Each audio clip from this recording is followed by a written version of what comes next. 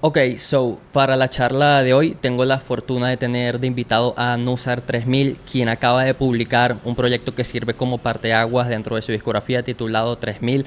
Hoy vamos a indagar en los porqués, en el cuándo, en el cómo, influencias, orígenes, etcétera. Es la entrevista más peculiar que he hecho porque es la primera vez que entrevisto a alguien cuya identidad realmente desconozco, pero nada, hermano, antes de profundizar nuevamente, agradecido por tenerte y cómo estás, cómo llevas estos días desde el lanzamiento.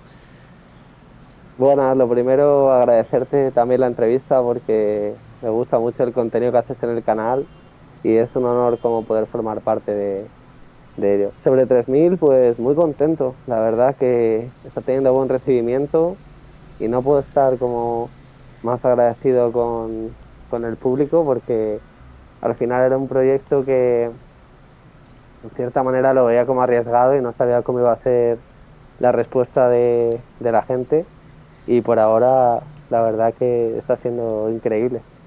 Ok, ¿desde qué ángulo lo percibías como un riesgo? Porque, pues claro, para contextualizar, tú venías ya desde tus EPs anteriores con una obsesión con el tema del funk carioca, con el Jersey Club. Hay un proyecto en específico que es Treca Core Volumen 1 del 2022, donde coqueteas con el Memphis, coqueteas con tu afición por el hip hop, pero hay parte de esto condensado en 3000, más influencias del Mediterráneo, más influencias balcánicas, pero me interesa esa idea tuya de ese riesgo. ¿Cómo lo percibías? Pues yo sentía que era un poco arriesgado porque era un sonido muy saturado, como muy crunchy, todo. De repente meter influencias mediterráneas, como un sonido así frigio, flamenco, del norte de África, turco, que no sabía tampoco cómo el público lo iba a recibir y sobre todo también en Latinoamérica, porque al final en España, pues por una cuestión cultural, más cerca o menos cerca, estamos como más familiarizados como, pues yo qué sé, con el sonido de los chichos, con el sonido de Triana. Son cosas que al final, aunque no las consumas de forma directa, pues seguro que en alguna feria has escuchado como en España alguna canción que te ha podido recordar a ese sonido. Pero claro, en Latam, como no sabía cómo se iba a recibir, ¿no? Como de repente un perreo que tuviese como esa influencia mediterránea. Entiendo. Para mí desde este lado del mundo me es muy ajeno y muy etéreo hablar de música árabe, hablar de música balcánica, porque es como si se hablara de música americana, que a fin de cuentas América engloba demasiado. Puedes estar hablando de tango, puedes estar hablando de merengue, etcétera, pero ¿qué regiones en específico habitan en este disco? Porque entiendo que hay una fuerte herencia de Marruecos, cosa que hace sentido por lo que me vienes contando, por el cruce y la influencia con España, pero más allá Mm. de eso, percibo quizás algo de la música proveniente de Turquía, probablemente, pero Sí. según tú, que seguro tienes las herramientas para iluminarme, ¿qué sonidos habitan acá? Pues sobre todo, la idea era captar, bueno, desde mi punto de vista, como una interpretación mía de lo que es el sonido mediterráneo, que al final es un término etéreo en sí mismo porque es algo muy amplio. Transcurre desde la costa de Almería, de Andalucía, de España, a Turquía, que al final es súper amplio.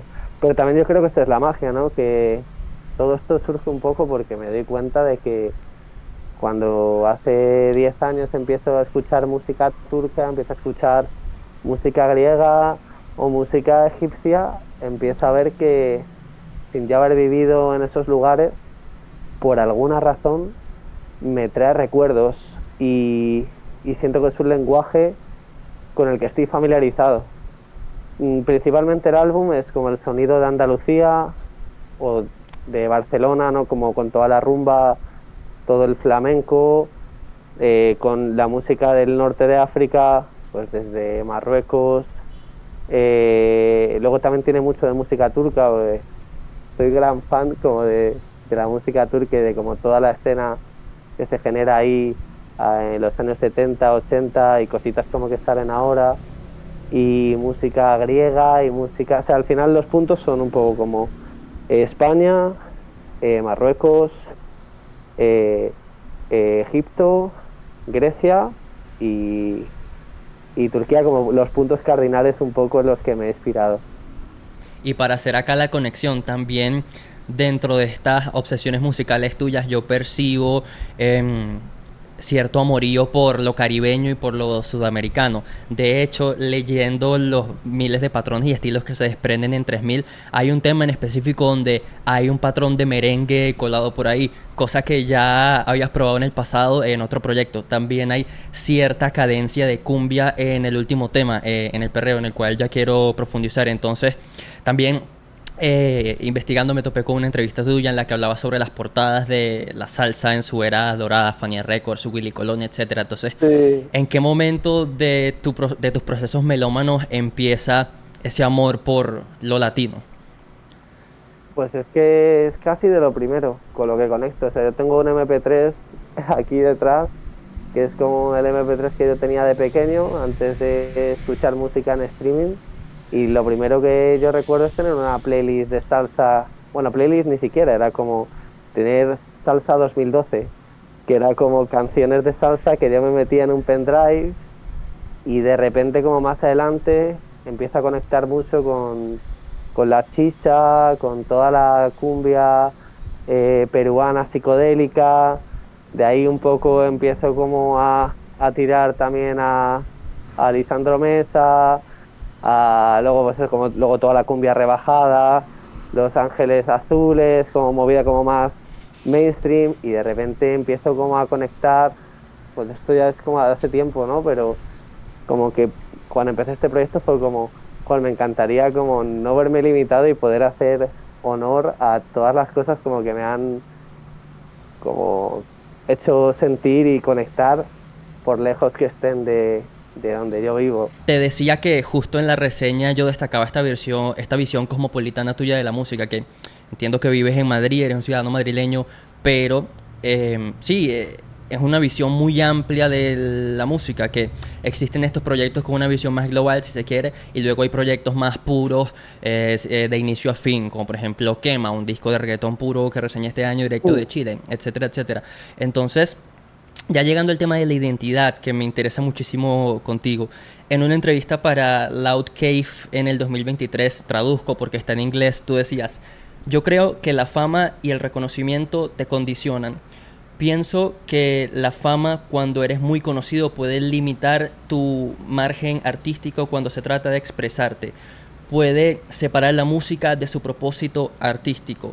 Ahora hago la conexión porque tienes un vinilo de MF Doom allá atrás, lo has ampliado en el pasado y me interesa saber a partir de cuándo tú haces el clic y quién te inspiró a decir, ok, puedo desarrollar una carrera artística noble, meritoria, de elogios de la crítica y de la fanaticada y al mismo tiempo no mostrar mi fucking cara. ¿Cuándo, quién te inspiró para eso? Pues a ver, siempre MF Doom ha sido como una inspiración, tanto en lo revolucionario que creo que ha sido como para la cultura sampling, el hip hop, los MCs, como para lo que es para mí una figura de artista relevante realmente y sobre todo eterna, ¿no? Porque al final es como, me pasaba que yo era un fanático de MF Doom increíble y ni siquiera sabía su cara, ni siquiera sabía de qué barrio era, ni siquiera sabía nada de él, pero al final MF Doom es un artista y un músico, ¿no? Y al final era como lo que a mí me enganchaba era su música y no fue exactamente como una inspiración directa de MF Doom, es más, fue como algo como que luego con el tiempo me cayó como la data y dije como, hostias, realmente me he hecho la de MF Doom, ¿no? Ok. Pero fue porque me parecía como que no era necesario, como que quería como, me pasa un poco como con la música, ¿no? Como que me cuesta a veces tomar decisiones porque quiero todo lo que me gusta, como poder vivirlo y poder experimentarlo. Y a mí, pues obviamente me encanta tener el reconocimiento de gente a la que admiro y gente a la que respeto, de otros músicos, de críticos como tú, con los que comparto cierto criterio, pero claro, yo quiero tener una vida, yo quiero tener, poder ir a pasear con mi abuela, tomarme un café, poder irme de vacaciones, y siento que son cosas que cuando uno comienza un proyecto, normalmente no piensa si puede trascender o no, simplemente se sienta en su casa a hacer música y yo quise de alguna manera como poder adelantarme de esa situación posible y protegerme un poco de eso, de que de repente veo artistas que eh, se ven condicionados en la forma en la que se expresan porque el artista y la persona son la misma cara. Y al ser la misma cara, de repente como que se convierte en la misma persona. Y al final uno es una persona en su vida, con su familia, amigos, y otro es otra persona cuando está ventilando, haciendo música o cuando está como vomitando sus sentimientos. Y no quería como que se cruzara y quería dedicarme a la música a la par que podía ser una persona anónima y que las personas conectaran conmigo por la música que hago y por la forma en la que me expreso y no por mi cara y no por mi forma de vestir, sino más por la parte del aspecto, porque claro, y por esto tiene también una parte estética muy potente, me refiero como potente en el sentido en el cual invierto como tiempo y energía, pero es a nivel performance, no tanto a nivel de marcas, tanto a nivel de mera estética. Entiendo. Y ya que caemos en este punto, yo siento que una gran crisis de los 2010, 2020 es que estamos empezando a deconstruir este mito de la fama en redes. Es decir, cada vez hay más artistas que están dando dos pasos para atrás. Hablemos de Kendrick Lamar, Frank Ocean, etcétera, que Exacto. ya la paz de ellos reside en su familia, en su entorno cercano y no es valioso ya para ellos el tener 50 millones de seguidores más en Instagram, etcétera. Y em, ¿tu filosofía viene por ahí o cómo abordas esto? Sí, viene un poco por ahí que también hay como ciertas decisiones que tomas en la vida en las cuales ya no hay vuelta atrás. O sea, al final cuando ya has estado expuesto como Frank Ocean o como Kendrick a tantos millones de personas, ya por mucho que pase tu fama y tu momento como artista, ya tienes que aprender a vivir con esa presión en la espalda de que aunque los fanáticos que tengas sean la gente más respetuosa y más cariñosa del mundo, has perdido la privacidad, has Sí, perdido en cierta manera tu vida y tu libertad. sí, Y, y claro, también como las reglas de la música cada vez más pues se establecen a través de ser un producto y de tu propia imagen ser un motor de venta, un motor de conectar o de sexualizarte o de vender tu imagen. Por ejemplo, Central sí me gusta porque hasta hace poquito, según tengo entendido, era un artista que decidió que él no quería como colaborar con marcas. Luego, más tarde, ha acabado haciendo ciertos movimientos, ¿no?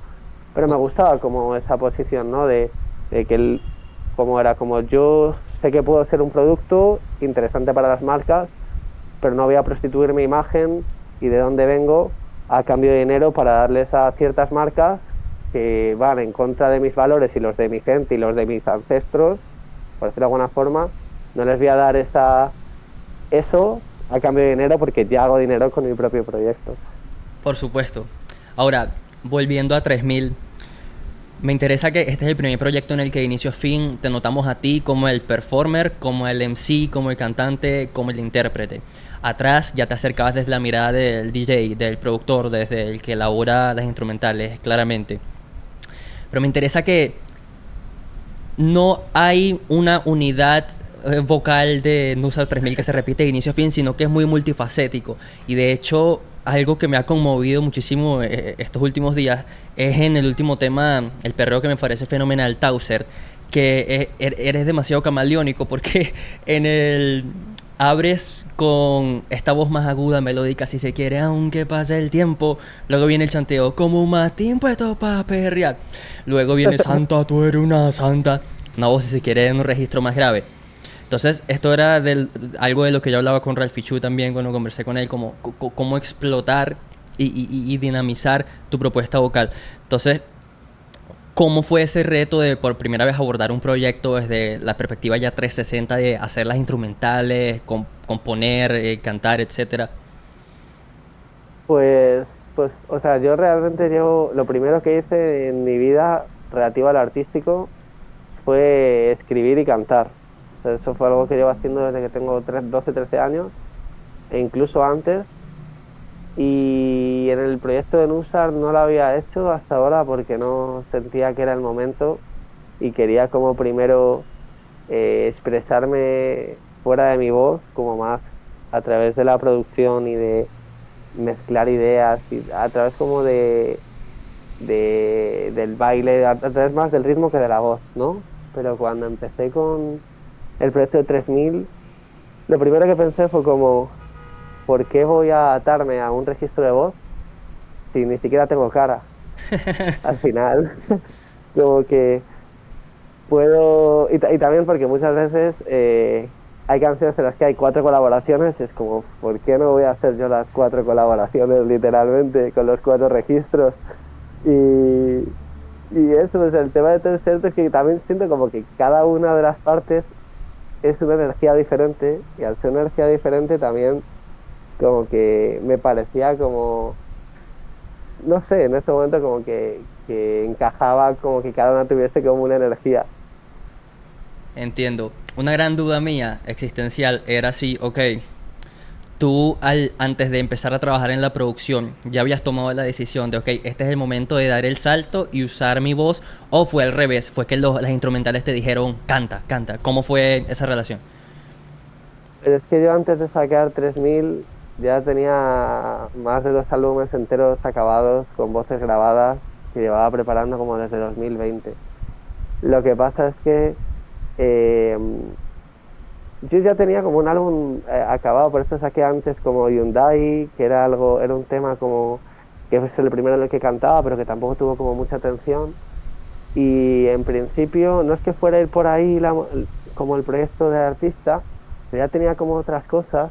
Y de repente cuando empecé con 3000, que quería como hacer un proyecto más propositivo y como que me tocara como, en cierta manera, como mis raíces o algo como mucho más personal, como quería que 3000 fuese como bueno, al final la vida es larga y seguramente espero como poder hacer trabajos mejores que 3000, ¿no? Pero me lo tomé como un poco el precio de mi vida, de como, ok, tengo que fotografiarme a mí y a los que vinieron antes de mí y a llenar el suelo sobre el que yo estoy caminando y hacer un homenaje. Y ya desde el tema de NASCAR, que fue el primero que hice, por eso también lo puse como el primero, como el primer single, ya tenía claro que quería como utilizar mi voz. Pero claro, saqué NASCAR y luego saqué Melaza y pensé, vengo de hacer edits y de ser un DJ productor, lo más probable es que el 90% de la gente se piense que la voz de NASCAR es un sample que haya pillado de un artista. Sí, literal, vocales robadas, ¿no? Sí. Ahora, hablando sobre los múltiples Nusar 3000 que habitan en 3000 y en tu discografía, hay una frase muy potente de un escritor anglosajón, Whitman, que es contengo multitudes, ¿no? Am, y sobre lo que hablabas hace unos minutos, sobre tus inicios, entiendo por lo que dijiste en una entrevista que tú partes a eso de tus 12 13 años haciendo rap, escuchabas Nas, Mobb Deep, Group Home, y empezaste a producir porque en ese tiempo no habían type beats con los que tú pudieras empezar a componer. Ahora, ¿qué herencia sientes que queda de aquel Nusar? Que no era Nusar en ese momento, pero ¿qué herramientas te dejó esa época primeriza que ahora aplicas en tu obra? Pues un montón, tío. Como que lo hablaba a veces con amigos, ¿no? Que es como, ¿cómo se nota los que somos raperos de corazón, ¿no? Y como que a veces me pasa que los sé identificar quién estuvo escuchando rap a los 15 años y quién estuvo escuchando rock, o quién estuvo escuchando reggaetón, que es otra forma de hip hop también, o sea, es otra forma de rap. Depende del reggaetón que se escuche, ¿no? Pero me refiero a Don Omar, eh, es reggaetón, o sea, es hip hop. El que escuche el dembow es rap también, ¿no? Pero como que noto mucho cuando un artista es un rapero o es rapero de corazón. Y eso también me hace gracia porque lo hablaba también hace poco con unos colegas, que era como, creo que es más fácil que un rapero, lo veo como mucho en la escena argentina, y es como, creo que es mucho más fácil que un rapero dé el paso al pop y al mainstream y aprenda a desarrollar top lines y a comprender la fórmula del pop, a que de repente un artista de pop pueda comprender como los códigos del hip hop, ¿no? El poner a un artista pop a rapear, ¿no? tirar barras. Sí, lo puede hacer, pero hay un tema ahí de credibilidad y tú dices que entiendo por dónde vas. Es un sexto sentido que uno desarrolla como oyente para decir, este sí sabe lo que hace, este sí la tiene clara y este no, este está haciendo cualquier cosa. Em, Ahora, con respecto a esto que decías hace un momento, me dejó pensando que siempre ha existido, por lo menos aquí en Sudamérica, entiendo, un divorcio entre el reggaetón y el hip hop, una fricción eterna, como que tratan de descalificarlo, no, los que rapean sobre un tumpa tumpa no son Mm, esto, no son esto, no son esto. Pero cuando tú estudias, cuando tú escarbas en la historia, entiendes que hubo una total. cosa que se llamaba underground, donde la gente en las discotecas de Noise, la época de Playero, Yankee cuando era Winchester Yankee, Justo. rapeaban sobre estas instrumentales que oscilaban entre baterías súper raperas y entre el tumpa tumpa, que en ese momento no era reggaetón, sino que era reggae en español, que era una vaina heredada de los panameños, que los panameños se trajeron Justo. de Jamaica. Entonces, a fin de cuentas, hay reggaetoneros que son mucho más raperos que estos raperos pop de lo que tú estás hablando, ¿no? A fin de cuentas. Total, y que también ahora hay una nueva generación de reggaetoneros que ya se ha perdido como esa parte de raperos porque han entrado a lo mejor directamente cuando el reggaetón es pop. Pero justo es lo que decías, ¿no? Que tuve la suerte de ver a DJ Playero tocar hace como unas semanas en el Primavera Sound y yo estaba como un niño, estaba viéndolo y pensaba, qué locura tiene que ser. Como que todas las canciones que ponía eran palos, que son los palos que ponen los DJs.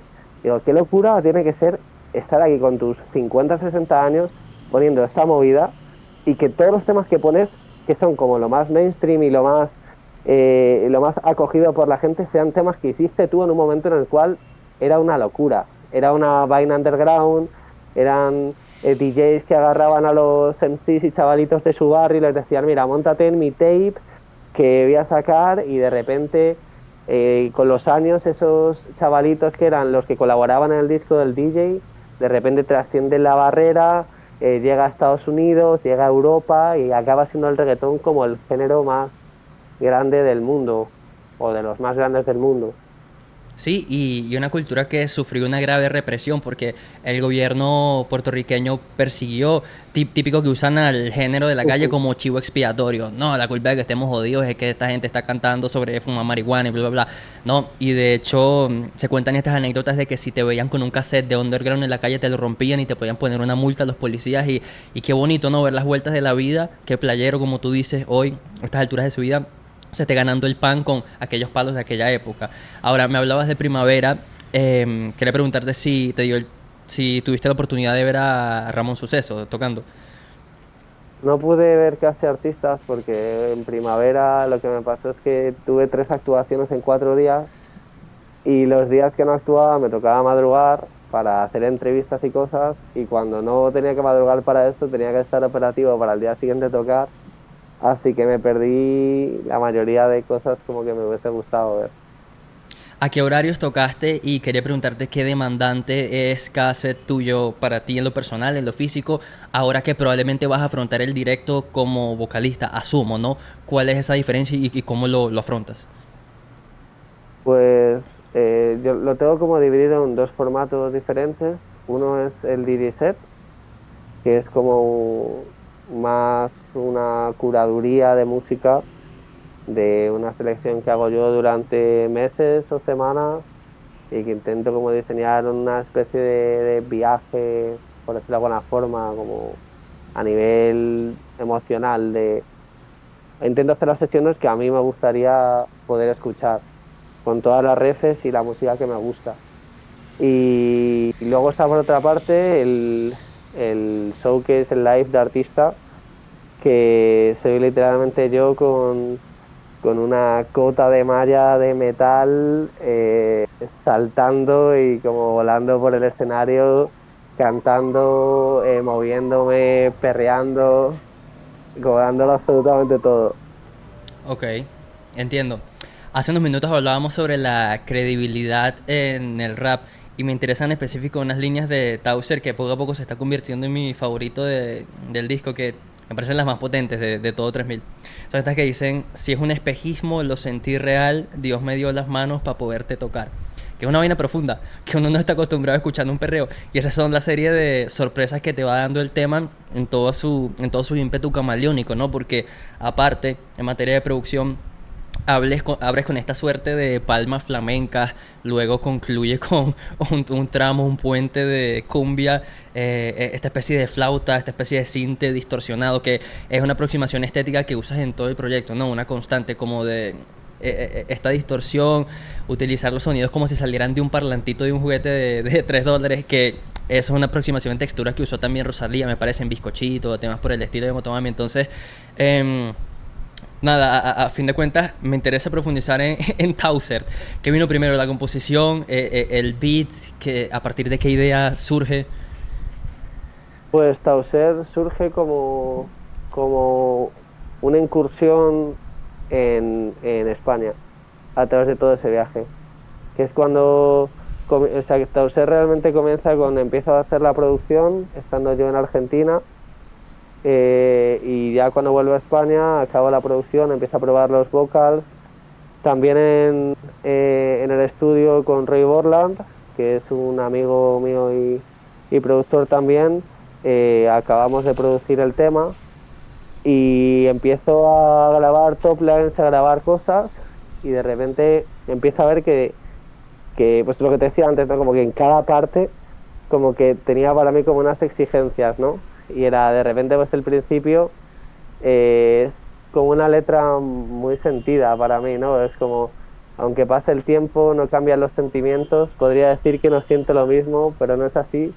Tiene tu nombre mi cuerpo, el aroma a brisa de invierno, no sé, como que era como aunar un poco todo eso que pues como que siento en la vida, ¿no? Que es como de repente pues hay veces que me apetece bellaquial y a veces que me apetece como eh, estar más sentimental o con una apertura emocional más grande y Tauserte es un poco como lo que es para mí un romance y un enamoramiento. Ajá, me estabas hablando sobre el proceso de composición, sobre el enamoramiento los primeros versos, y ahí me quedé. Pues nada, era es como que Tauser para mí era un poco la inaccesibilidad de tu amada, por decirlo de alguna forma, ¿no? Es como cuando ya el amor pasa a un plano platónico, un plano idealista, en el cual estás enamorado de una figura o de una persona a la que ya no puedes acceder, o bien porque es inalcanzable, o bien porque es una persona que ya salió de tu vida y que no está dispuesta a volver a entrar, ¿no? Y como estas barras que dices del final son como realmente son profundas en la forma en la que yo las sentí como al escribirlo, porque era como ese amor, un poco ese amor de antes de la guerra, ¿no? Ese amor de como incluso antes de la vida, como esas relaciones como que sientes a veces como en el amor o conexiones con personas que sientes como que son que en todas las vidas cruzadas como que de alguna manera has tenido un chance con esa persona y vas a tener que esperar como a la siguiente vida, ¿no? Y era como las barras esas que voy a ver si lo tengo por aquí y así te las puedo leer porque así de memoria, si no la canto toda al tirón, Ok. Sí, no me sale. por lo que dice esa parte de si es un espejismo, lo sentí real, Dios me dio las manos para poderte tocar, es como ese amor de otra vida, ¿no? Como lo típico que dicen, nos volvimos a encontrar acá en este plano, ¿no? Justo y que al final era eso, ¿no? Como si lo que tuvimos no fue amor o no fue real, wow, porque yo sentí que había nacido para amarte o había nacido, o que esto pues como, esto que es como tan explícito, ¿no? Como Dios me dio las manos únicamente para poderte tocar, o sea, que si ya no te puedo tocar, no, ¿para qué necesito estas manos? Si son para lo que se me dieron. Sí, y No luego, sé, bueno, sí, perdona. sí, dime. No, nada, como que se está como dividido un poco en tres partes, ¿no? Que es como la parte que es más como una rumba, como como una poesía, luego está el chanteo de en medio Sí.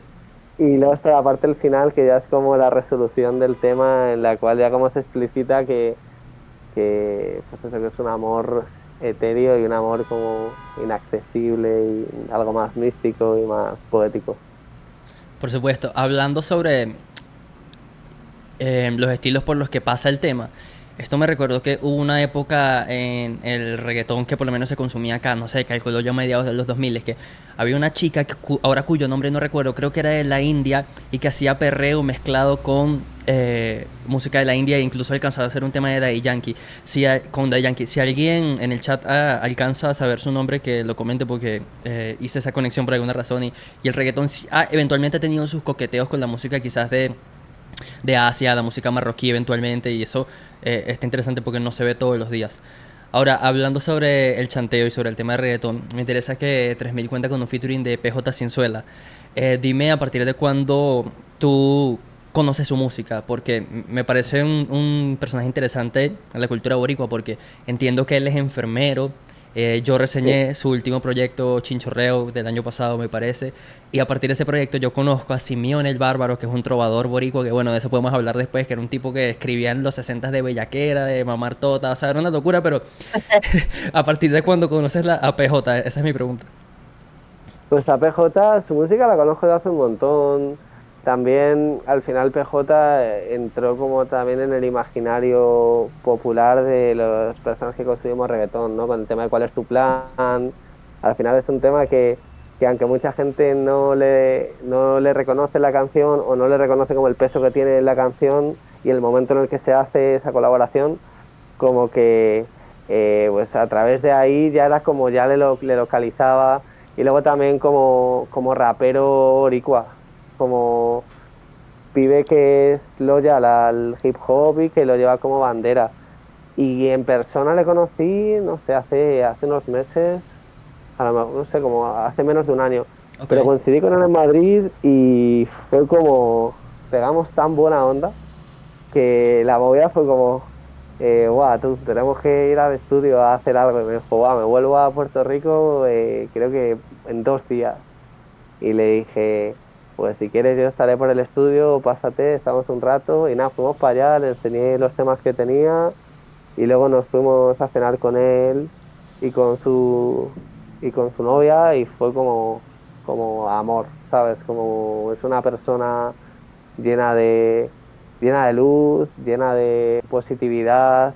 Aparte, lo que has dicho, que, que él es doctor o es médico y, y trabaja non-profit para ayudar. Es una persona que siento que desde mi posición en España, y que tampoco estoy allí, pero por todo lo que he visto, por todo lo que la gente de Puerto Rico también me dice, porque es algo que él de sí mismo no, evidentemente no decía, pero es una persona que ha hecho mucho y hace mucho por la cultura de Puerto Rico y por la gente del pueblo. Y también me gustaba pues tener una figura así en el álbum y como la persona también que hay detrás como que me representa pues me agrada como poder trabajar con él. Genial. Y ese tema que mencionaste al principio, ¿cuál es tu plan? Eso es un mega palo. Recuerdo que era producido por DJ Nelson, que también es una institución total de reggaetón. Literal. Creo que estaba Añejo, claramente Bad Bunny por ahí en su época de por siempre. Eso fue 2018, 2019 Ujú. creo. Y ese fue un palo. Eso aquí pegó por todos lados. No sé cómo fue recibido en España, pero aquí explotó. Sí, en España no fue de los temas que más pegó, pero para el que estuviese un poquito puesto en el reggaetón y le gustara como toda la escena de Puerto Rico, se lo había catado. Por supuesto. Ahora, volviendo a 3000 y su publicación y la forma en cómo está siendo distribuido. Entiendo que este es tu primer lanzamiento con Rusia IDK. Ahora, me interesa profundizar en esto desde tus palabras. Para el que no sepa y esté conociéndonos o conociéndote por primera vez, ¿qué es Rusia IDK? ¿Es un colectivo de amigos unidos por la música? ¿Es un label? ¿Qué es? ¿Qué es?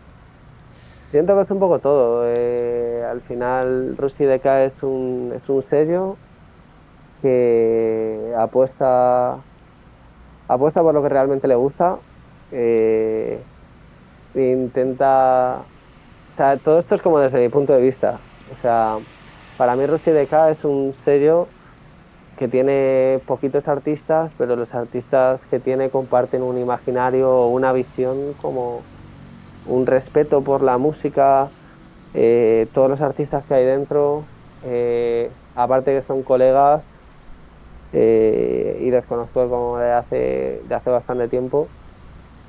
Siempre, o sea, cuando me llegó como la proposición de sacar el álbum por Rush DK, aparte de que ya tanto el equipo de management de Rush DK como los chavales ya eran todos colegas y los conocía hace un montón de tiempo, me hacía ilusión, la verdad, porque si hay un lugar en el que yo me pueda sentir eh, parte de él o identificado en forma de sello, es Rush DK, porque es eso, pues Rus o Ralphie, el respeto con el que trabajan la mixtura de la música, ¿no? El mezclar un tema, un género de esta forma con este también, para mí la elegancia y la finura que hay detrás y también siempre como esa concepción, a veces inconsciente, a la hora de hacer música que tienen sobre el pop y que al final, por muy experimental que sea lo que se esté haciendo, siguen siendo como himnos, siguen siendo canciones que se pueden trasladar a una guitarra dentro de 50 años tocada por un niño y sigue teniendo sentido para mí la canción. Y luego, pues, Mori, que me parece también un artista impresionante, con un gusto de otro planeta y una sensibilidad brutal. Y Tristán también, como chaval joven, fresco, maneja los códigos, comprende perfectamente lo que es cool, de lo que no, tiene cosas que contar. Ellos dos tienen un, como una especie de productor audiovisual, por decirlo de alguna forma, se llama como Trauma. Luego está también Andrés Drumi, que es como productor increíble, Manu, o sea, no sé, como que todo el ecosistema es, es friendly, son gente que vive para esto y es ser impostado, o sea, como es súper natural todo y cuando me lo propusieron fue como, pues claro, tío, let's go. Sí, desde mi mirada de afuera, como extranjero y total ignorante, lo que más me llama la atención es que en definitiva, como bien lo acabas de decir, hay una identidad, ¿no? Hay una unión entre todas las partes y se puede empezar a hablar de un sonido de Rusia y de acá, ¿no? Así como históricamente cuando uno va a los discos de Stone Throw Records, como que era la unión de los loquitos, de los outsiders, de Total. así como cuando uno escucha catálogo de Death Row Records, hay una constante ahí de ese sonido de la costa oeste, de los sintes, de los beats de Dre, bla, bla, bla. Y sí, me llama muchísimo la atención porque yo cuando empecé a escuchar 3000, me parece que aún no sabía, no conocía el hecho de que estaba publicado con Rusi DK. Yo decía, ah, coño, esto suena como Rusi DK. Y cuando bajo, ah, es que está publicado con ellos, ¿no? Ahora, aparte de que te sientes identificado con los valores, que es lo importante del label, ¿qué ventaja supone publicar con ellos en vez de tú decidir con tu propia distribuidora hacerlo por tu lado? Pues como por una parte, siempre es bonito ser parte de algo, ¿no? Sentirte abrazado por artistas a los que respetas y que te están respaldando también, ¿no? Eso por una parte, y por la parte personal también mía, como que me hace ilusión. En plan, es algo como que es un sello pues que llevo siguiendo mucho tiempo, incluso antes de saber que era el sello, ¿no? Y luego por otra parte también es porque Rusi DK siento que es el sello que está siendo más propositivo y más interesante, no solo dentro de España, sino desde Estados Unidos y desde LATAM, pero sobre todo desde Estados Unidos veo que tiene la atención y, y como todavía, o sea, como no ha dado como, no ha fallado todavía en nada de lo que ha hecho, siento que todo lo que ha sacado han sido palos y han sido trabajos como que han sido memorables, eh, tiene la atención de las personas dentro de la música o dentro de, o sea, como que creo que es un faro, un punto de visibilidad y de respeto default, ¿no? Ante el mundo, ¿no? Que siento que no es lo mismo como llegar tú y sacar el proyecto y que de repente igual llega o no llega aquí o no llega allá, que también hacerlo a través de Rusia y de acá y también que el management de Rusia y de acá es como entre la que yo confío, ¿sabes? Y que sé como que, como de primera mano que defiende mi proyecto porque lo sienten parte, se sienten parte de ello. Hablando sobre exposición, me interesa hacer un salto temporal, inevitablemente hay que caer por aquí, por acá. Claramente en el 2022 publicas Despechar Remix, que tiene su versión Jersey Club y su versión de Funk Karaoke, que claramente sintetiza lo que era Nusar hasta ese momento, ¿no? Porque eran tus dos grandes obsesiones. Ahora, aparte del reconocimiento de Rosalía, entiendo que el tema figuró en el Motomami Tour, entiendo que figuró también en la pasarela de Louis Vuitton. ¿Qué te trajo a ti personalmente ese tema? ¿Significó un antes y después en tu vida? ¿Qué aprendizajes te dejó que posteriormente aplicaste a tus procesos creativos? ¿Y cómo lo asimilas ya desde la distancia, viendo en frío? Pues a día de hoy todavía me sigue, como que hay momentos en los que me sigue impactando, como que de repente hay días en los que estoy de fiesta en un party y oigo Despechar Remix y digo, coño, digo, si esto lo he hecho yo. Y me para a pensar en como todo el recorrido que ha tenido, que no sé si fueron como 16 festivales a lo largo del mundo. eh, no sé, como que estoy como muy contento, me siento como muy afortunado también de que haya llegado a Rosalía, de que ella haya conectado con ese remix y le haya dado una oportunidad. Y luego de que las personas que lo han escuchado, su público, que no necesariamente tiene que conectar con las mismas cosas que conecto yo, le haya dado una oportunidad y me haya dado la oportunidad a mí, más allá del remix, a conocer mi música y a profundizar en la propuesta que yo tengo. Para mí fue, para mí fue una locura. O sea, yo no me lo podía creer, porque era como de repente en una campaña de Louis Vuitton. El tema que es ahora mismo el tema más pegado que tiene, pone el remix que he hecho, lo incorpora en el Motomami Tour.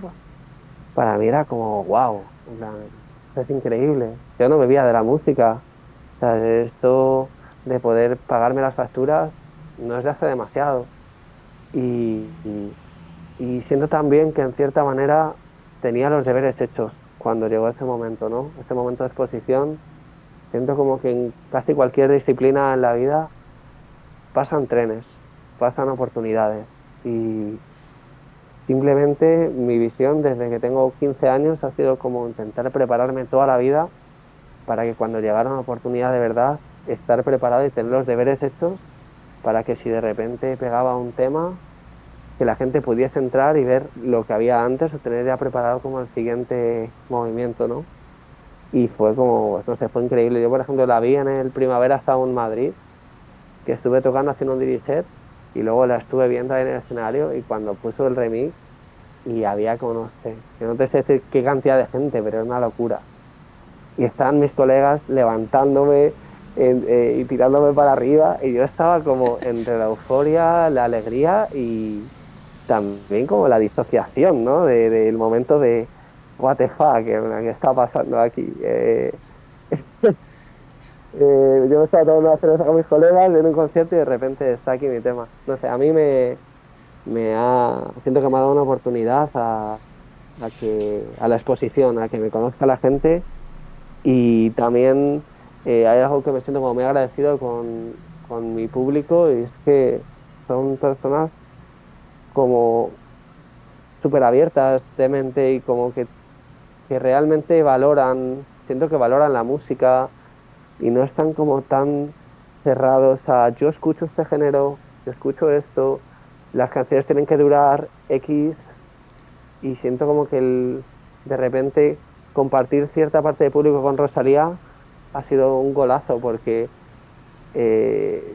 yo la admiro como artista, bueno, y después de lo que le he conocido también como hablando con ella como persona, pues como artista poder compartir fanbase con ella me parece espectacular porque no sé, Sí, así lo sentí un poco. de acá se desprenden varios puntos que me interesan. Primero, cuando hablabas sobre tu anécdota en el show, cuando pusieron el tema, vino a mi mente este meme de el tipo en la esquina con el trago y que ellos no saben qué, no sé qué cosa.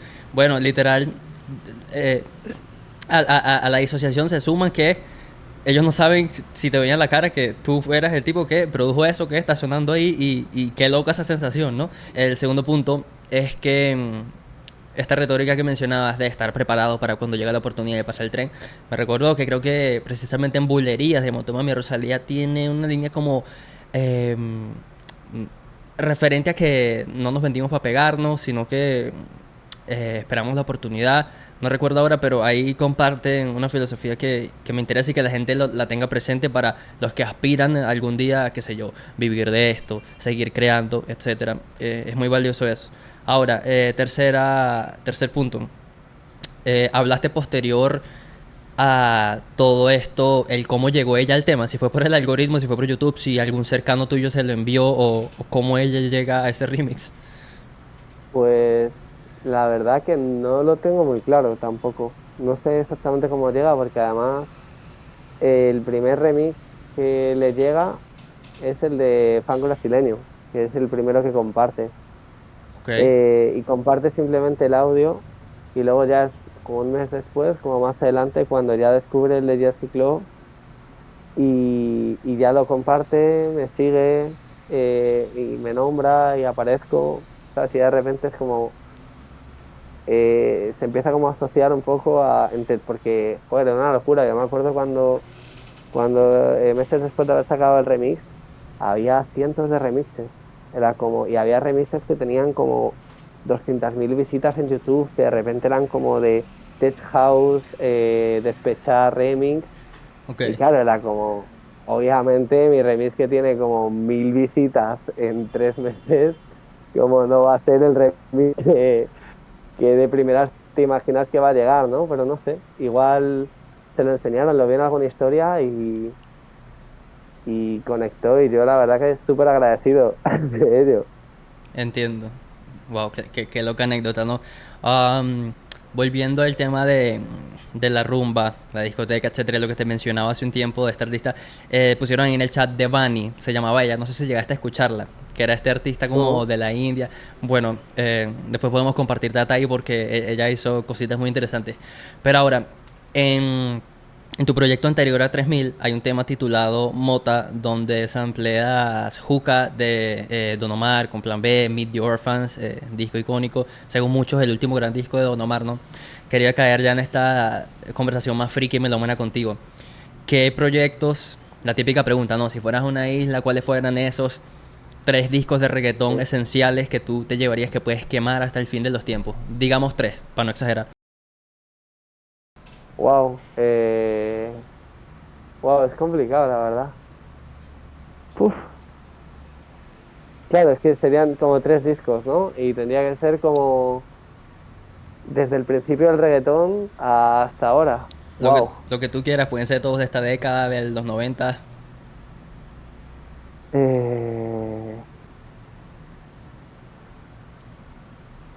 Wow. No, está fácil. No te sabría decir como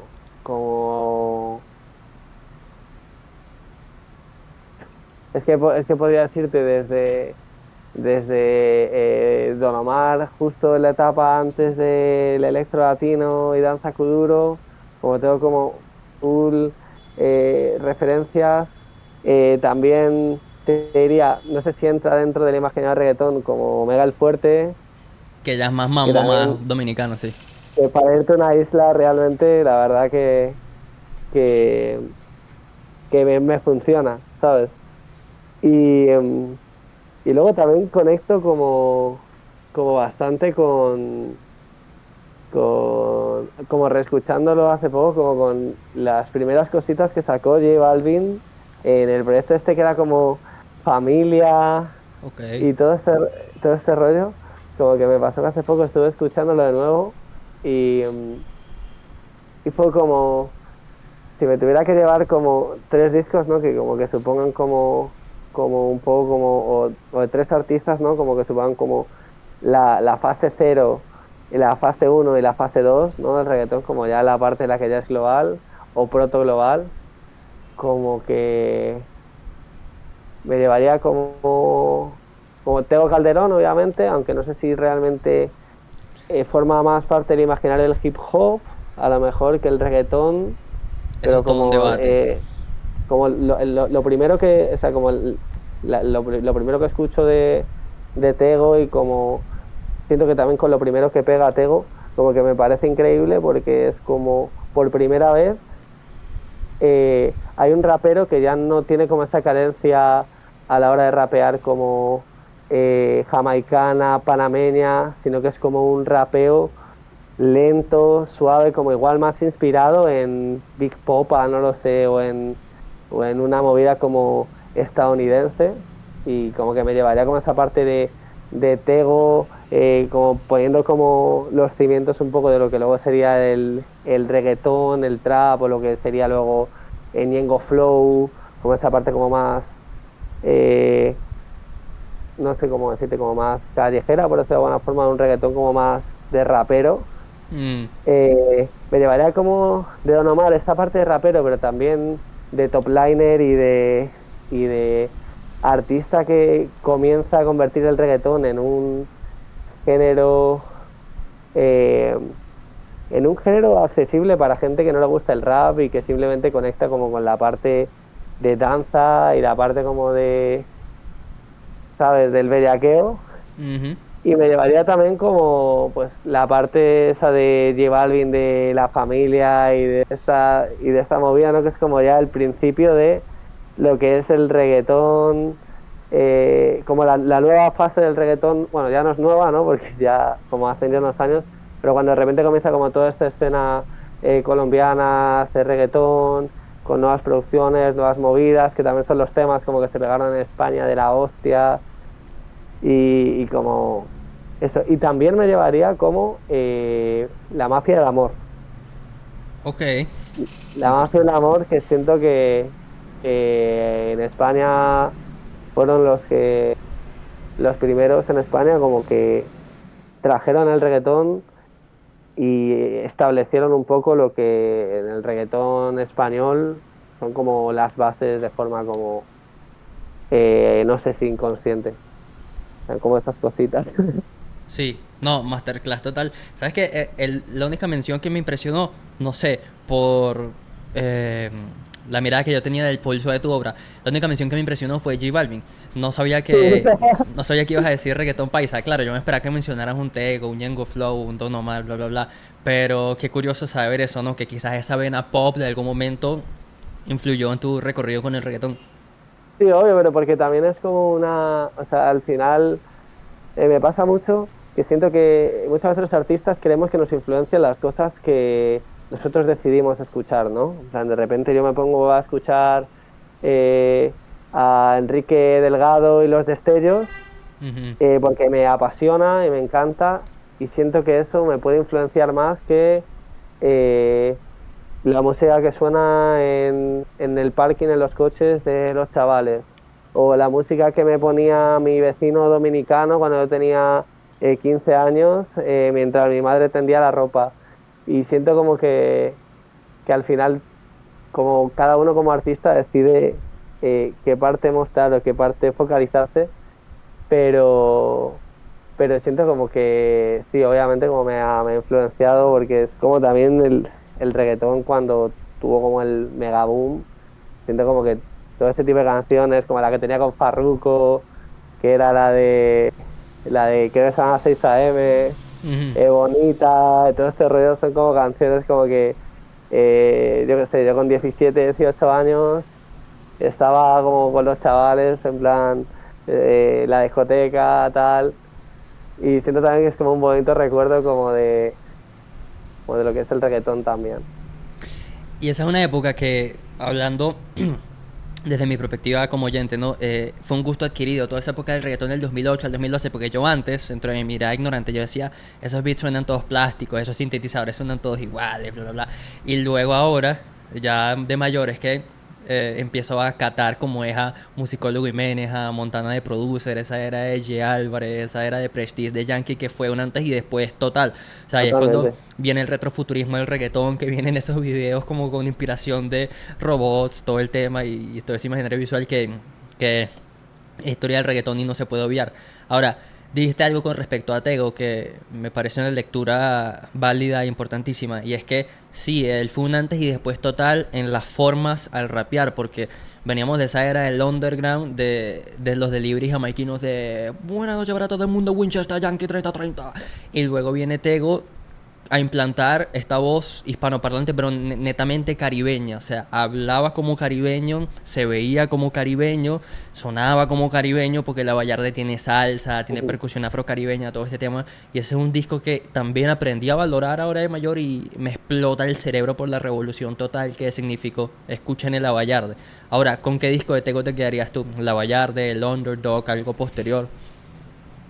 Pues el disco en el que pillaba como el sample este de Oscar de León, creo que Eh, era el de, no sé si era el de Oscar de León o era el de Juanito Alemania, también tenía uno, puede ser.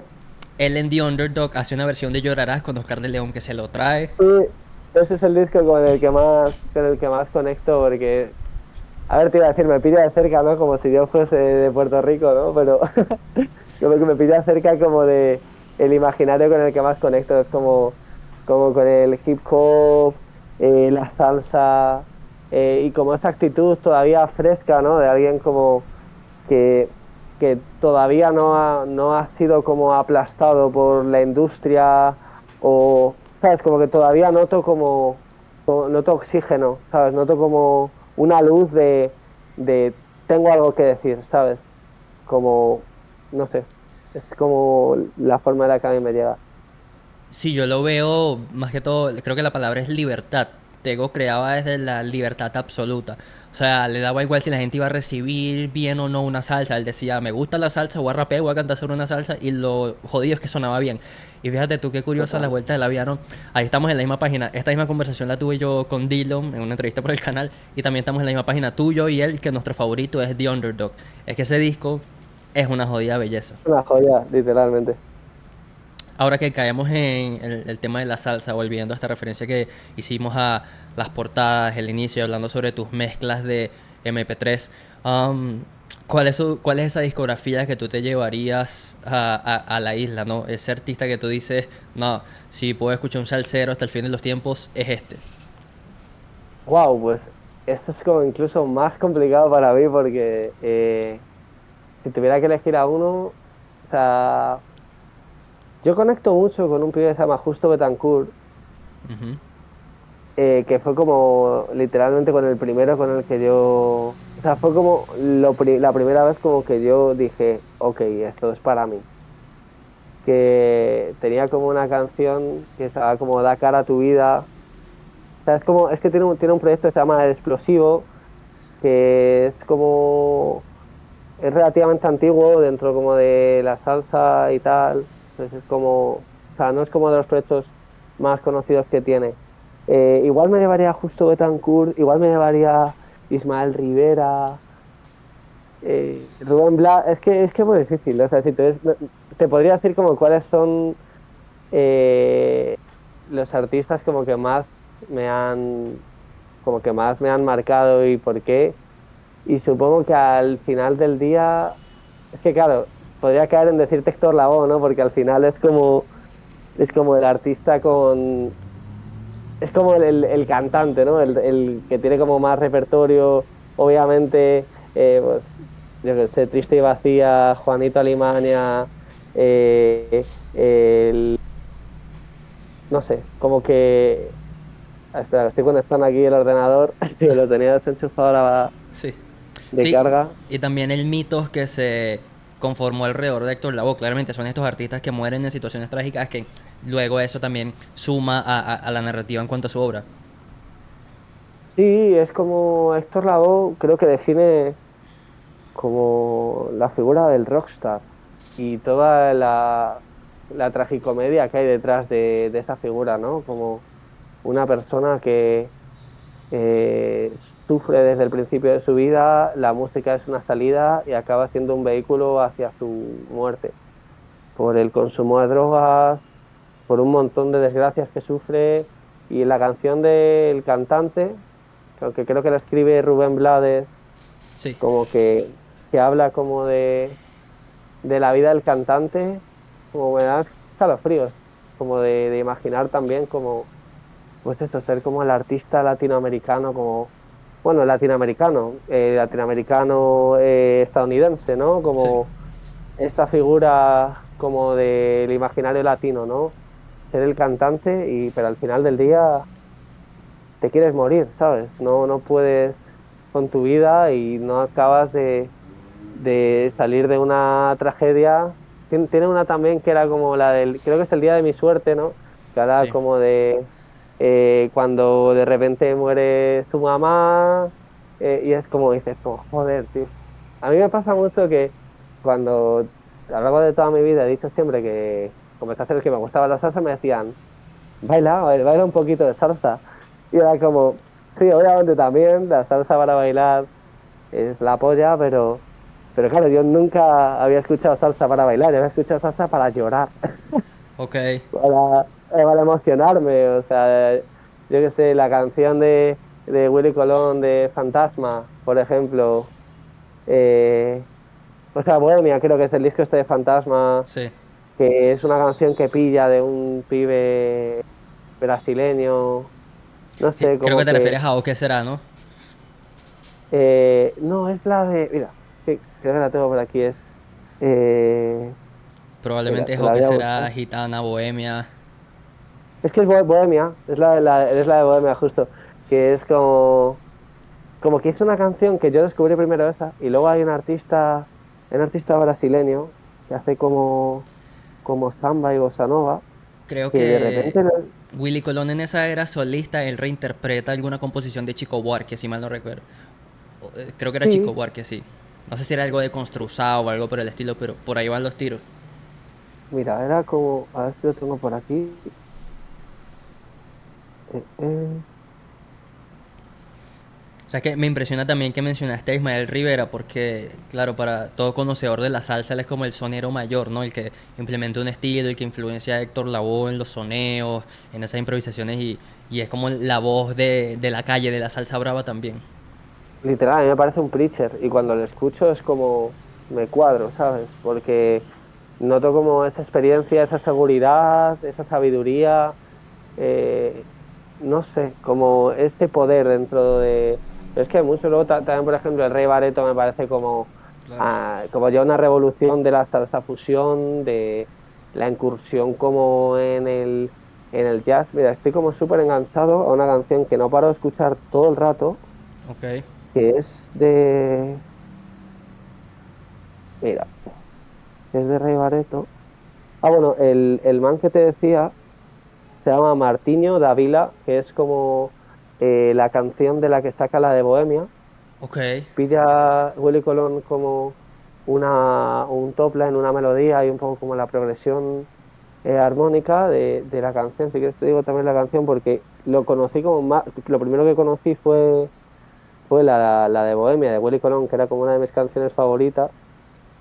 Y, y luego ya descubrí a Martiño, se llama Martiño Davila. Ok. Y creo que es la de Disrhythmia, la canción, y es como preciosa. Y la que estoy escuchando ahora full, que estoy loco, es The Old Castle, como el castillo viejo de Rey Bareto. Ok, Y fíjate. es como una locura, como funky, no sé, como espectacular. Ese dato de fantasmas no lo tenía presente y está cool saberlo, ¿no? Y conforme a este sentimentalismo de la salsa, coño, temas como también, no sé si tienes presente las tumbas de Ismael Rivera, que ese tema a mí me parece demoledor totalmente, que también narra cuando él cae preso allá en Estados Unidos, me parece que por heroína o algo por el estilo. Las tumbas son palos muertos y yo de muerto no tengo nada, o sea, no eran juego las composiciones que se manejaban en esa época. Impresionante. Y además justo eso como que hace referencia a la forma de escribir de Ismael. ¿Sabes? Como es como, yo que sé, tiene una canción que se llama El Nazareno, con la que conecto un montón por la forma, como una forma como tan delicada de contar como una escena o una situación como tan, ¿sabes? Como contando la vida de un pibe, o la que tiene de la gitana. Sí, que digo que la canción esa de la gitana, ¿no? De cómo habla de de eso de la mano una gitana ayer para saber de mi buena fortuna. Me Ujú. dijo, tú tendrás amores, pero fortuna no tendrás ninguna. Y como toda la canción habla de que el man es un desgraciado en la vida y no sé, y como me gusta mucho Ismael Rivera y siento como que muchas veces cuando se hacen como los análisis generales, ¿no? Sobre la salsa o sobre las grandes figuras, como que no sé, no se le da como la visibilidad que yo creo que igual se le tendría que Sí, dar, no lo sé. sí, lo que pasa es que lo que hablábamos, hay figuras que en el imaginario colectivo trascendieron más por lo que significaron culturalmente, por su historia de vida, Héctor Lavoe, bla, bla, bla, lo que significó Willy Colón también para la salsa neoyorquina y todo el folclore que crearon alrededor de las portadas, cómo se vestían, la narrativa, bla, bla, bla. Pero ahora, volviendo a la base, que si no nos perdemos hablando de salsa con gusto 2 horas seguidas. Mira, por acá en el chat preguntan que si 3000 va a salir en vinilo en un futuro, en físico, en cualquier formato. No sé si aún puedes comentarlo, si lo tienes planeado. Pues todavía no lo sabemos, pero la verdad que es una idea que me lleva recorriendo la cabeza bastante tiempo, porque, bueno, como verás, tengo como aquí algunos vinilitos y me encanta y me parece como un swag y aparte una experiencia como de atención, ¿no? Como cuando escuchas música en Spotify, estás con los casquitos, tal, mientras haces tus cositas, estás... Pero claro, de repente un vinilo te obligas a gastarte 30 40 euros en un vinilo y tienes una pieza de colección que es como relativamente exclusiva, ¿no? Dices como, joder, ahora tengo que sentarme a escucharlo concentrado, como se acabó el multitask, ¿no?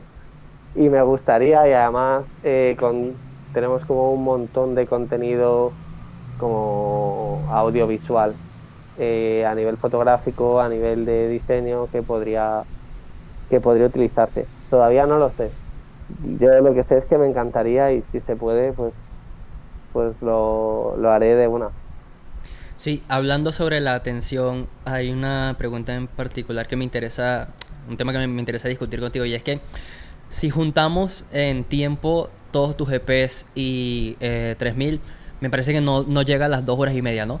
Que esto Ya. pareciera una perspectiva rebelde con respecto a cómo se maneja la música hoy en una escala mainstream, que ya nos están acostumbrando a meternos un disco de 35 temas de 1 hora y media de duración, de los cuales vamos a terminar escuchando 2, 3 temas. Entonces, ¿esto a qué responde? A que eres muy selectivo a la hora de producir, que no eres muy prolífico, o si eres prolífico y cuidas muy bien lo que publicas y descartas mucho material, o eres de producir poco. ¿A qué responde esta lógica? Pues realmente la duración de los temas suele ser porque siento que hay veces como que para decir algo no necesitas más palabras y para...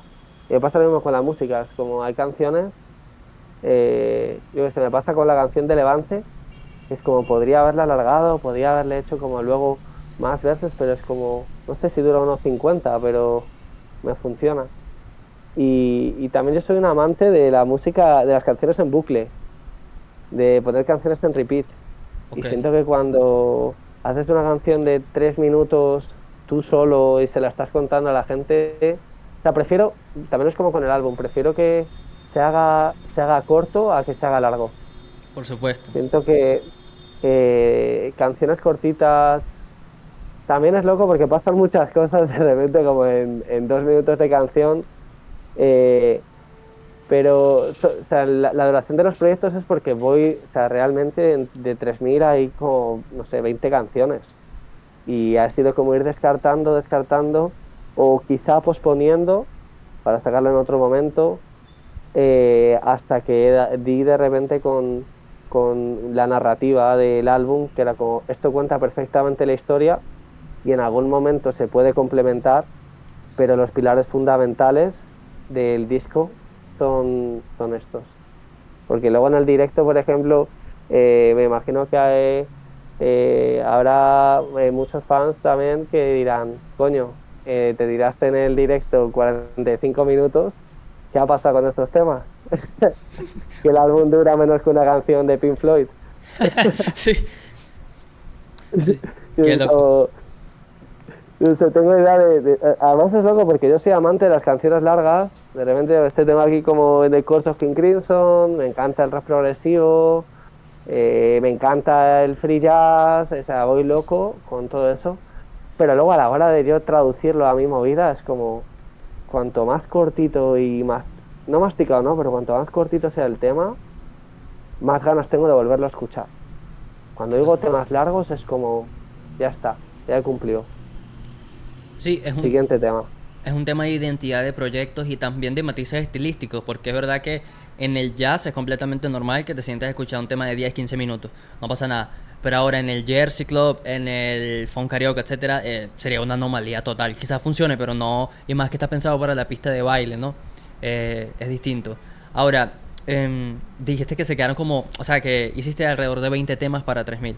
Me interesa también que, explicándome los procesos de Tauser, tú dijiste que eso surgió por un viaje, ¿no? Lo que me da a entender que no es un instrumental que trabajaste una noche y ya y listo y ahí quedó. Porque entiendo que, por lo menos en géneros como el reggaetón, los procesos son muy rápidos, ¿no? En entrevistas Fate habla de que él se deja llevar mucho por la intuición y que cuando graba en la cabina eso es lo que quedó y no edita, bla, bla, bla. Entonces, claro, cada artista tiene sus procesos individuales, pero ¿cuánto tiempo te tomas culminar desde la idea original hasta que ya está... no hablemos de mezcla y mastering, pero a que ya tiene una forma redonda el tema? ¿La canción o el álbum? Por lo menos un tema como, sí, Tauser, ¿cuánto tiempo te tomó hacerlo? Tauser lo empiezo en Argentina y Tauser fue largo porque fue primero hacer la producción, los top lines y luego de repente los top lines que tenía no me gustaban porque no quería como que toda la canción fuese un tema de reggaetón y luego de repente nos pusimos a hacer la parte de cumbia al final con el y, Ujú. y ya de repente toma forma, cambia absolutamente toda la canción. Al principio estábamos grabando Las Palmas con Roy y era como, ok, hay que, ¿sabes? Como fue como todo ir perfilando, perfilando, perfilando, hasta que ya de repente quedó como la obra, la escuché completa y fue como, wow, han pasado un montón de cosas y que dura, tal vez, 2 minutos y medio, no lo sé, no llega a 3 o 3 minutos. Y Sí, fue como, wow, esto es lo que quiero en la música. Masticadito, ¿no? Generación un poco de TikTok, de que ahora mismo como necesitamos todo como masticado, es como muchas veces mi música, no sé quién me dijo, dice, me gusta hacer música para peña con TDA o TDAH. Y digo, pues un poco, ¿no? Es como, em, siento que escucho música y lo último que quiero es aburrirme y me gusta que pasen cosas y que sea como una experiencia completa, inmersiva. Eso también es algo que busco con el álbum, que era que fuese algo inmersivo, mm, que no fuese solo porque la música clubbing es espectacular, porque siento que transforma ritmos como mucho más astrales y una movida como ritmos de tierra, ¿no? Yo es que esa es la forma en la que yo me entiendo para mí mismo, ¿no? Cuando estoy produciendo, ¿no? Como para mí, ritmos de club y ritmos de tierra, ¿sabes? Ritmos de tierra, pues puede ser la cumbia, el dembow, el funk brasileño, el kuduro, el ticom, el afrobeat, son como ritmos como que te tiran para abajo, ¿sabes? mm. Y luego está como la música de club, como puede ser el UK Garage, el Jersey Club, el House, el Drum and Bass, que son como música como que te tira, ¿sabes? Como más, no sé, como más para arriba, que es como una movida más digital. Y me gusta como estar ahí como entre esos dos mundos, ¿no? Entre esa parte como, pues yo a veces que escucho cumbia o escucho reggaetón y digo, igual este ritmo tiene 25.000 años, igual este ritmo ya lo hacía el ser humano antes de hablar. Sí, Y no sé, es como esa relación que tengo sí, con los ritmos. eso que tú mencionas de ritmos de tierra, yo lo asocio como ritmos carnales, corporales, no, porque si algo tiene el reggaetón, la cumbia, es que son géneros que invitan al contacto, ¿no? Al baile, a piel con piel, que quizás no es lo mismo que pasa con un jersey, ¿no? ¿Cómo se perdió un jersey? Entonces, por ahí, esa lógica Total. está bueno entenderla. Ahora, sí, eso que comentas sobre Tauser llega al oyente sin entender el contexto, sí se nota una artesanía detrás del proceso de producción por todas las variaciones que venimos comentando, ¿no? Ahora, hablando sobre perreos, el tema que tienes con Six X me interesa, no hemos caído ahí. ¿Tú ya conocías la obra de ella de antes y la contactaste? Hey, ¿te gustaría sumarte? ¿O como? Porque ella es una fenómena y Área 69 es una joya y 6X y lo que está haciendo por el perreo argentino es muy interesante. Totalmente. Yo sí, yo conocía ya sus movidas de hace tiempo. Es más, cuando la conocí como que tampoco tiene como muchos oyentes y como la hablaba con mis colegas en plan de tú. Hay una piba toda bacana en Argentina que está haciendo como una movida de perreo con clubbing, eh, no sé, como a mí me parecía como una locura. Y luego las movidas que ella me enseñó también cuando nos estuvimos en el estudio, fue que yo iba para Argentina y fue como, oye, ¿por qué no nos juntamos? Tengo un temita que igual te mola, que había pensado para ti. Y fue juntarnos y empezamos a hacer como los top lines, a grabar esa movida, lo de agarramos lazos, aprendíamos, pasa. Y como todo este rollo.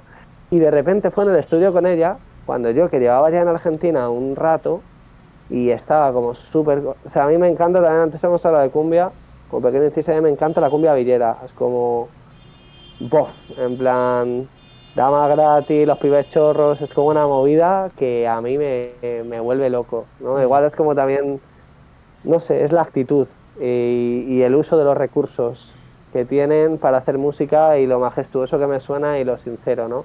Y yo venía como de estar bastante conectado con toda esta movida y de repente estaba en Argentina y era como, what the fuck. Y ya estaba como el tema y de repente le dije a Sixtes, digo, dame un momentito, voy a meterle aquí una movida como medio cumbia, medio guaracheo, y empecé como a hacerlo y fue como, yo ya venía con el tema producido y fue con ella en el estudio que grabamos como toda la primera parte, ya teníamos el tema acabado y fue cuando me hice como la parte del final, como que es rollito así como guaracheo y cumbia y este rollo. Ok. El EP que ya sacó este año también, Satisfyer, muy bueno, donde ya se orienta por una pulsión más electrónica y no es tanto perreo, ¿no? Así que shout out a Six X. Ahora, volviendo a caer en las influencias que conforman tu sonido, en una entrevista hablabas sobre DJ Sacred, ¿no? Lo mencionabas como una referencia, quizás. Y la obra de él tiene matices de funk, de Memphis, etcétera. Y cuando lo dijiste, no me sorprendió porque precisamente lo que veníamos hablando al inicio de las texturas distorsionadas y todo este tema. Y eso es una herramienta muy poderosa del Memphis, ¿no? Que te sirve como instrumento para trabajar con estas texturas de baja fidelidad, ¿no? Se habla de que el Memphis es un género que no tiene buenas mezclas, de que suena mal, bla, bla, bla. Entonces, no sé, me interesa saber de qué forma el Memphis ha moldeado tu ADN creativo. Pues un montón, tío.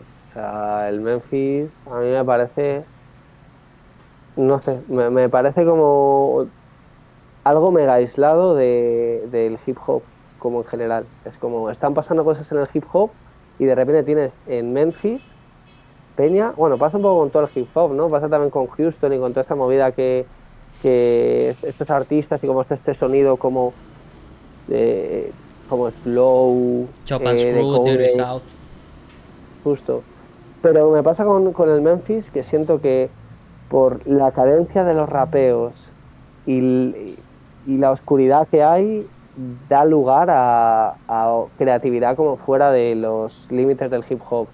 Y Diri Sacred es un pibe que, no sé si es de Ucrania, el chaval, de plan rollo, o de Rusia o de Ucrania. Sí, creo que es de Y Ucrania. claro, era como que yo escuchaba Memphis Rap cuando tenía 14 años y un poquito más adelante, hablando con un colega mío, que siempre nos pasábamos canciones de hip hop, de Estados Unidos, tal.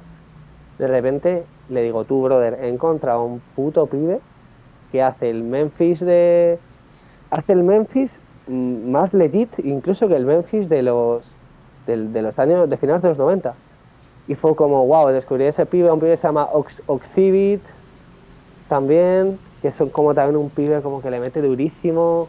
Luego en España, Pedrito la Droga Ok. es como literalmente también, ¿sabes? Como otro pibe que estaba haciendo Memphis cuando aquí la gente estaba eh, Bombo y caja. todavía estando como en otra movida, ¿sabes? El man está también como mega adelantado y también cuando que Pedrito es colega, cuando estoy con él como siempre nos ponemos a hablar de Memphis y nos volvemos locos hablando horas y horas, no sé, como que el Memphis me parece como la polla y también lo primero que hice como en usar, las primeras cosas que saqué fueron Memphis Rap, como en ese momento igual no era como tan, o sea, el funk y tal, no, igual no era como, no sé, no era como tan popular el término de funk, pero en ese momento era pues eso, ya hace como mis movidas de Memphis Rap, luego también el temita este que dijiste, que era como una especie como de Ghetto House, Miami Bass, que era del tema que tienen MF Doom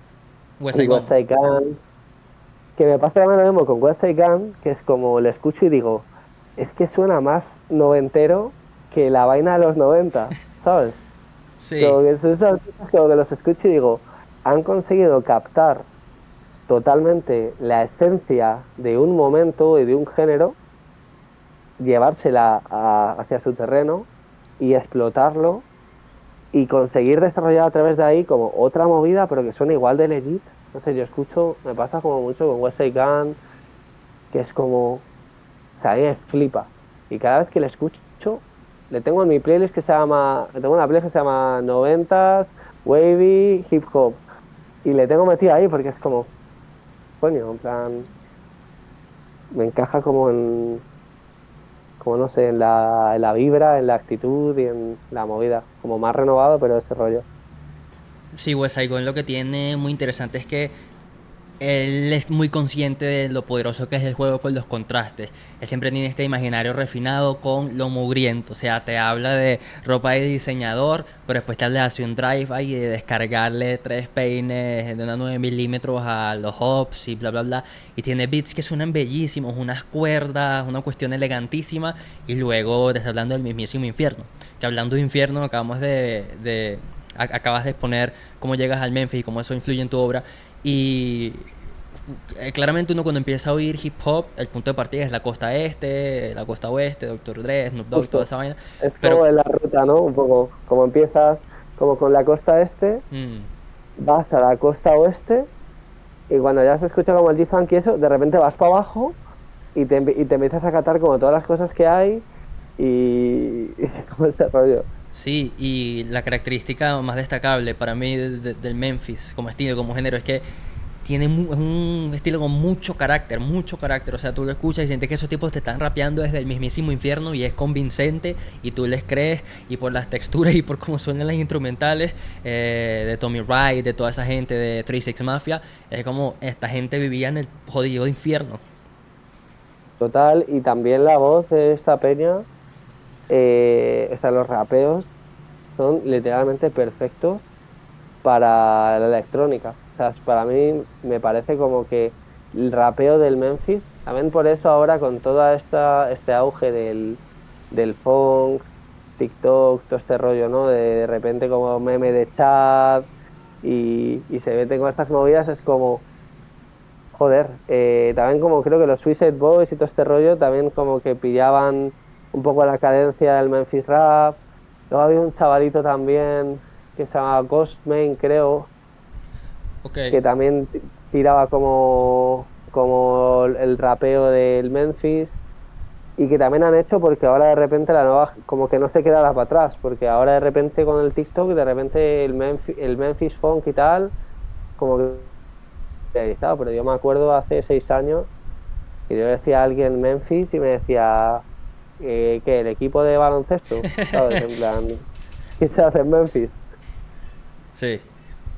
No, y aparte de eso, todo el legado cultural que tiene el hip hop del sur, una vez que escarbas, es impresionante. Por eso es que hip hop, por eso es que, vaina, por eso es que Estados Unidos tiene el poderío que tiene en la influencia en materia de rap. Ellos crearon esa vaina y no solo crearon un estilo monolítico, sino que hay cientos y cientos y cientos y nunca paras de escarbar.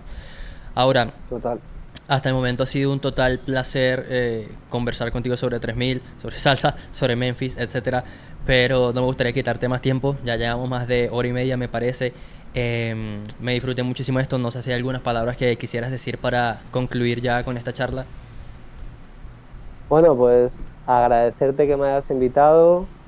Eh, Como es la primera entrevista así larga que tengo, el 80% de entrevista me he olvidado de que era una entrevista y era como una charla como de dos personas apasionadas por la música.